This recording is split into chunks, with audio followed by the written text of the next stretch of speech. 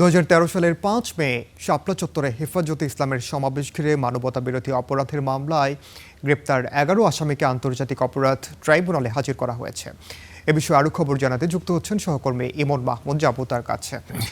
ইমন, যাদেরকে আজ হাজির করা হয়েছে সেই বিষয়ে বিস্তারিত জানাবেন এবং তাদের বিরুদ্ধে আমরা যতটুকু জানতে পেরেছি মানবতা বিরোধী অপরাধের মামলায় মূলত তাদেরকে হাজির করা হয়েছে।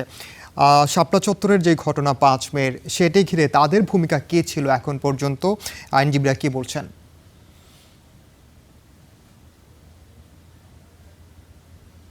ইনান 2013 সালের 5 মে হেফাজত ইসলামের যে সমাবেশ ছিল সেই সমাবেশকে ঘিরে ঢাকাতে এবং ঢাকার বাইরে যে হতাহতের ঘটনা ঘটেছিল সেই মানবতাবিরোধী অপরাধের মামলায় মূলত আজকে আসামিদের হাজিরার দিন নির্ধারণ ছিল। অর্থাৎ এর আগে 27 জুলাই এই মামলার আনুষ্ঠানিক অভিযোগপত্র জমা দিয়েছিল প্রসিকিউশন। সেই অভিযোগপত্রে শেখ হাসিনাকে প্রধান আসামি করা হয়েছিল এবং মোট 41 জনকে আসামি করা হয়েছিল। এই 41 জনের মধ্যে মোট 11 জন আসামি তারা এখনো গ্রেপ্তার হয়ে কারাগারে আছেন। সেই 11 জন আসামিকে আজকে ট্রাইব্যুনালে হাজির করা হয়েছিল এবং যারা যে 30 জন পলাতক রয়েছে তাদের ধরার জন্য 27 জুলাই একটি গ্রেপ্তারি পরোয়ানা জারি করা হয়েছিল। সেই গ্রেপ্তারি পরোয়ানার প্রেক্ষাপটে আসলে কতজনকে পুলিশ ধরতে সক্ষম হয়েছে এবং তাদের অবস্থান কি সেই সম্পর্কিত একটি প্রতিবেদন সম্ভবত আজকে ট্রাইব্যুনালের সামনে উপস্থাপন করা হবে। যদি ওই 30 জনকে গ্রেপ্তার করা না হয়, আমরা জানতে পেরেছি যে ওই 30 জনকে এখনো গ্রেপ্তার করা সম্ভব হয়নি, সেক্ষেত্রে ট্রাইব্যুনালের পক্ষ থেকে আজ ওই 30 জনকে আত্মসমর্পণের জন্য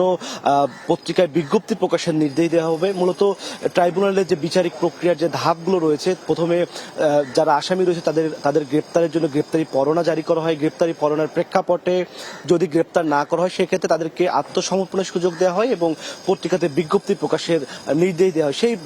সেই 30 জন, শেখ হাসিনা, ইমরান সরকার সহ মোট 30 জনকে আত্মসমর্পণের জন্য আজকে পত্রিকায় বিজ্ঞপ্তি প্রকাশের নির্দেশ দেওয়া হবে ট্রাইব্যুনালের পক্ষ থেকে। বেলা সকাল 11:30টার পরপরই সাধারণত ট্রাইব্যুনালের কার্যক্রম শুরু হয়। যখন ট্রাইব্যুনালের এই সংক্রান্ত আদেশটি দেওয়া হবে তখন আমরা আরো বিস্তারিত তথ্য জানাতে পারবো। এই ছিল আমার কাছে ইনান। এবং আপনাকে অসংখ্য ধন্যবাদ আমাদের সঙ্গে যুক্ত হওয়ার জন্য।